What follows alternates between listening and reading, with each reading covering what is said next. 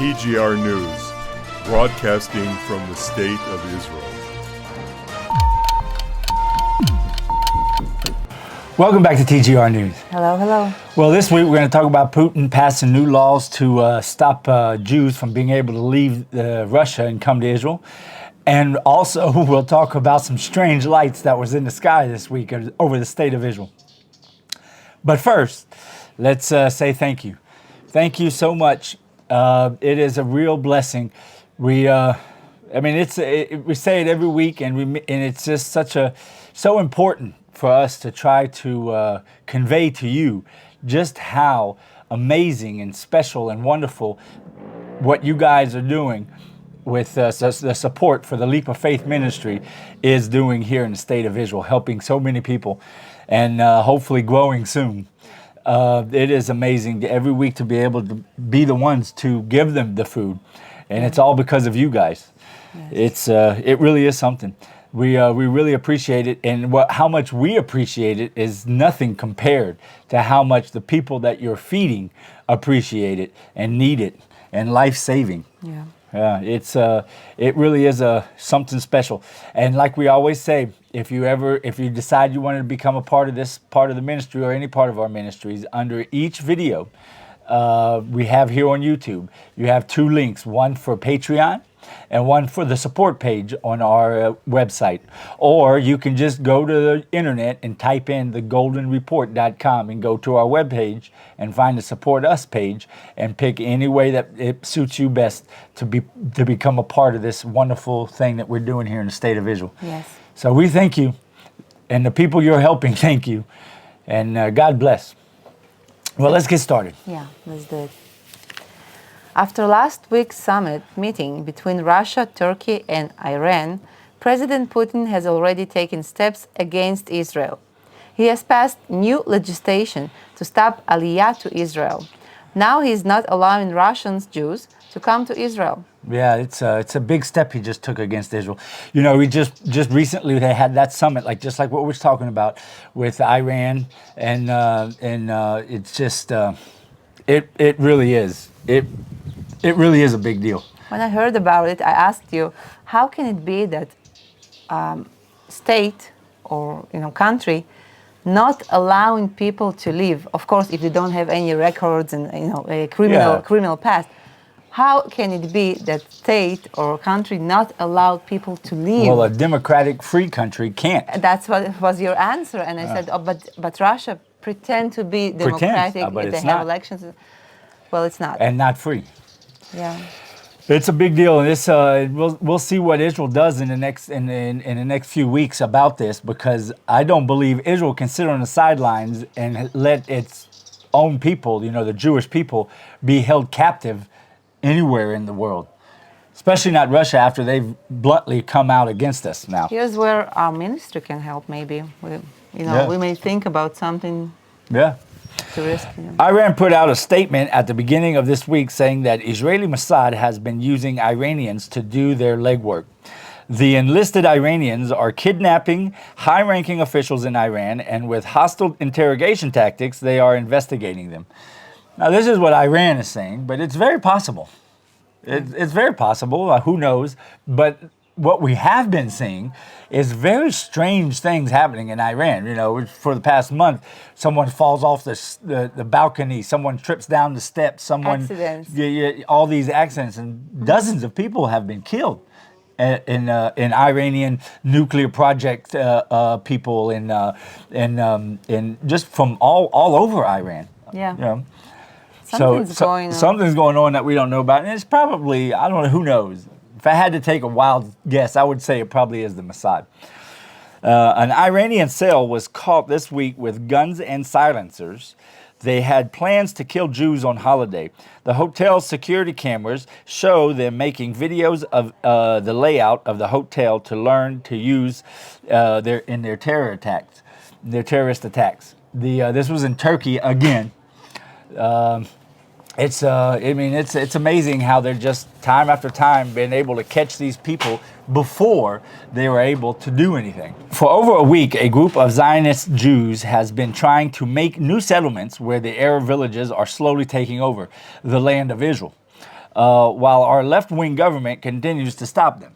Yeah. I mean, this has been going on. This has been going on for decades, where you have a group of Zionistic Jews who are trying to keep Israel, the Jewish land, and stop the spread of illegal spread of Arab villages, and usually they do it more quietly. I think this time they just try to take a new approach to see if it will work, and definitely it didn't work, especially with this left-wing government that we have right now. Yeah. You know, maybe if we had a right-wing government, it would have been, and they made such a big noise about it, maybe it would have worked better. Yeah.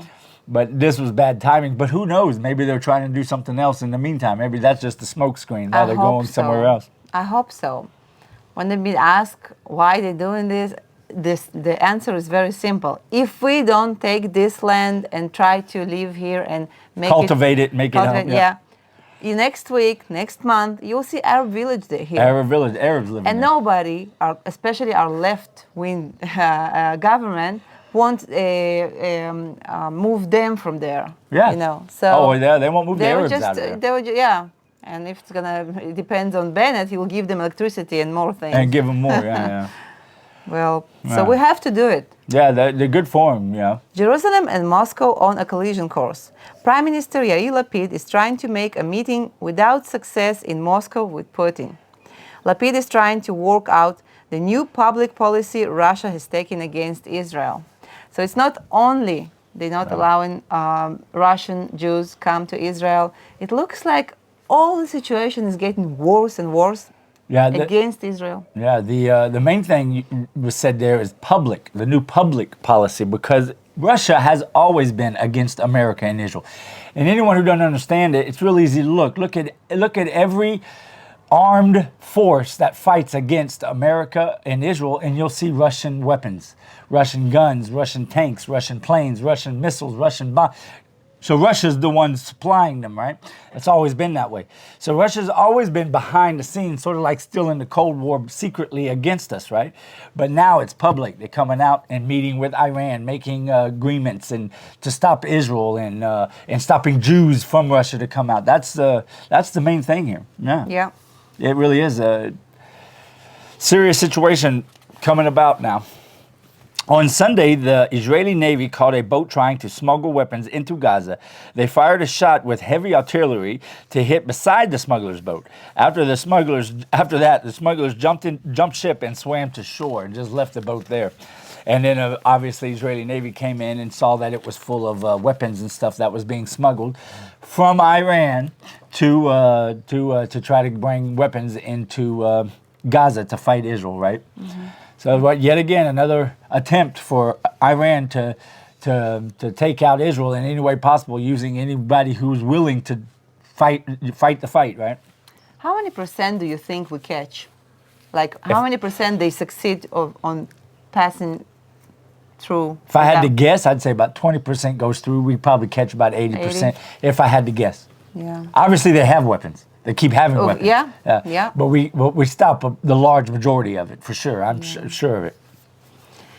At an unbelievable moment, the chief of police in Israel let out a statement that the situation in the Negev is better than ever. He said this while there is not a day that goes by that the Arabs are not shooting and attacking Jews. It's amazing he said that. How could he say that? I think this man he has something mental. I'm sorry. Did you see how many times he said things that not like disconnected from reality? It's not a day goes by on the highways, in the streets, and in the cities, where the Arabs are pulling Jews out, trying to push them off the road and attack them and shoot at them and stab them. And I mean, it's just, and the criminal element even going crazier. How can he say that? Wow. I don't know what news he watching and what facts he getting, but it's ridiculous. Not ours. Ridiculous, because it's definitely not true. Well, on a flight from Israel to Poland, the passengers had to leave through the emergency slides, coming out of the plane in Poland shortly after 10 p.m. at night. They were told that there is a bomb threat on the plane. What was strange to me, and it really was strange, is that they held the passengers for over 30 minutes on the tarmac before allowing them even to exit the plane. So if you think there's a bomb, and you're going out the emergency exit anyway, you just open a door, the slides inflate, and you go down. Why'd they keep them on the plane for 30 minutes if they thought there was a bomb on there? And another thing is that when they did exit the plane, they had them standing right by the plane with all that jet fuel in the wings, it's left over from the flight, until the emergency vehicles came, which was hours later to pick them up. If I thought there was a bomb on somewhere, I'd get people out now and get them a good distance away from it. It's very weird. Strange. Who knows what that was all about? Benny Gantz is in an interview said that the upcoming election, he is hopeful to make a rotation government with Benjamin Netanyahu, former prime minister. This is amazing, seeing how he has partnered up with Gideon Sa'ar. They both, in the past, were very anti-Bibi. Yeah. They're just doing anything they can right now to hold on, to grasp some strings so that they can stay, somewhat relevant in the next election. Exactly. Yeah. It really is. Politics here in Israel is fast. It changes fast, I tell you that. Sunday night, an Arab terrorist at a busy intersection pulled out a knife and tried to stab all the pedestrians in the area. An IDF soldier that was in the area saw it happen and stopped him before it was too late. He was able to hurt anyone seriously and kill anyone. Yeah. But yet again, another attack that the police officer, the chief of police here in Israel, says is best ever anyway. Yeah. Nasrallah, the head of Hezbollah, has put out a statement from his bunker. That's funny. It's always funny when he puts statements from his bunker. Yeah, he's threatening everyone and he's scared to come out of his bunker. From his bunker, yeah. So he put a statement from his bunker that this September he will attack the Israeli offshore gas rigs with missiles and take out all the Israelis' ability to make its own gas. Yeah. Okay. Yeah, we're waiting for you. His IDF is ready for it. Yeah. Do your best. And it's ridiculous how he thinks he has any kind of claim on something that's so far south from his country. It's talking about a long distance south from the border of Lebanon. You have the border of Lebanon, which we made a video about a while ago, Rosh Nikra. It's the very northern part of the beach. And way further south from that is Haifa. And it's about 90 kilometers off the shore of Haifa. Yeah. This straight off the shore of Haifa. Yeah. So he's just looking for something else because, they are going, Lebanon is in an energy crisis, an economical crisis, all kinds of crises. And so I think it's just him trying to play up his position for the people, so the people might get back to liking him because sure. I think his approval rate is very low right now. What was funny is that he said, we don't want a war, but if we have to, we'll do it because it's our gas. They don't want the war, yeah. They always say they want a war, so like you're trying to, what are you trying to, Who are you trying to fool? Yeah, so funny.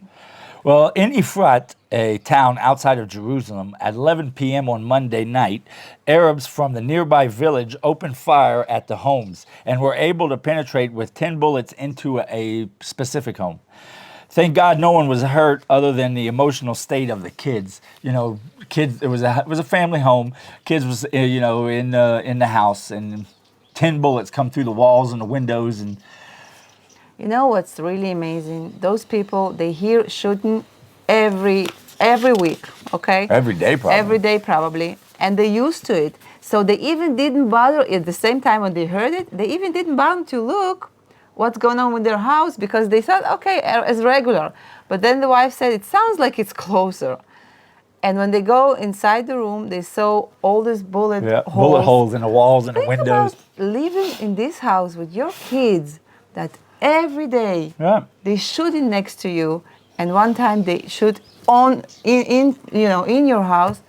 The mother in an interview, she talked about how she after that she took the kids into the living room where the holes in the walls are from the guns, from the shooting in the windows, to play like board games and stuff to try to make them feel comfortable in the room again and safe in their own house. Yeah, it's really is. And it's a horrible situation this country lives in.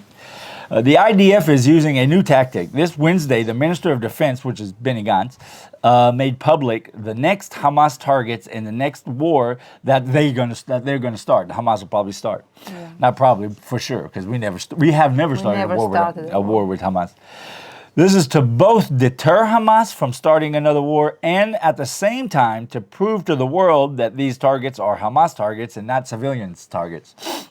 So it's a new tactic the IDF has come up with. It's interesting. It's very interesting. Yeah. It may work. First of all, it gives the world time to look and see that these are Hamas military targets. While at the same time, it might work on Hamas. They're like, oh, wait a minute, I didn't know that you knew about that, right? Mm-hmm. Yeah. And I think this all came across because of over a year ago, we had that 11-day war, the Wall of Guard war, where the IDF bombed a Hamas building, but in the building was also offices of different medias from around social medias, not social medias, but like big media conglomerations from around the world, and it made a big uproar. So this time Israel's saying, okay, well, look at the targets before, because we didn't make no mistakes, and we're not going to make any mistakes. I hope it will help. Strange lights in the sky, in the night sky this week over the state of Israel. There was a straight line of lights that were visible for miles. The explanation was that this was a line of satellites from Elon Musk's SpaceX program. Yeah, which is ridiculous. We've all right? seen satellites in the sky. They're very dim, usually dimmer than most of the stars around, and they're alone. Because this was very bright, as you can see, very bright. Yeah. Strange. Very strange. I don't think I buy the Elon Musk satellites explanation. I don't think I buy it. I don't know what it was. Might have been military. Might have been something else. You never know. But I tell you what, we do know that at coming soon we should start seeing strange things in the skies. Yeah. We were told that strange occurrence that happened here in Israel, but it happened. So we got to deal with it now, right? Now we got this in the sky. Well, you got anything you want to add? I want to say thank you again for all what you're doing for us. And if you have any friends or family or people that think alike in church or whatever, people like that, please share this video with them. Absolutely, and spread the word. And let's do it together. Let's help more people. Let's grow. And there are many, many children that going to sleep hungry here in Israel. Absolutely. And we're trying to help. We want to fight that. That's what this is all about. Yep. Well, that's a good thing. Thank you for sharing. Yeah. Well, don't forget to join us on thegoldenreport.com. And until next week, Shabbat Shalom. God bless.